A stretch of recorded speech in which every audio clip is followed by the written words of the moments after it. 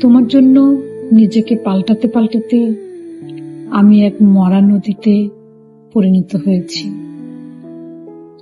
শুকিয়ে গেছে আমার ধমনীর রক্তের স্রোত। আমি বাগরুদ্ধ হয়ে গেছি। হ্যাঁ, বাগরুদ্ধ। তোমার জন্য নতুন করে জীবনের গল্প বুনতে শুরু করেছি।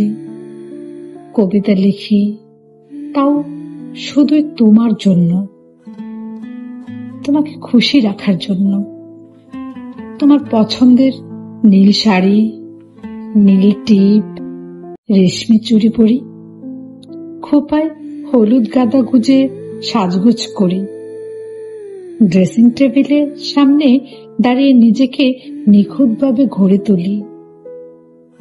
তোমার জন্য বন্ধু মহল থেকে দূরে সরে এসে নিজেকে নির্বাসিত করেছি।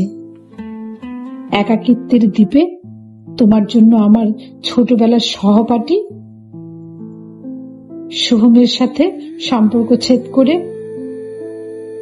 বেমালুম ভুলে গেছি ওকে। তোমার জন্য রাতে এখন আমার চোখে ঘুম নেই। মেসেঞ্জারে চোখ রেখে শ্বাসরুদ্ধ করা অবস্থায় সব ভেঙে কুটি কুটি করি। তোমার জন্য আমি ইদানিং নির্জনতাকে খুঁজে নিয়েছি, একটু প্রশান্তির ছোঁয়া পাবো বলে। তুমি এখন ধনাঢ্য ব্যবসায়ী,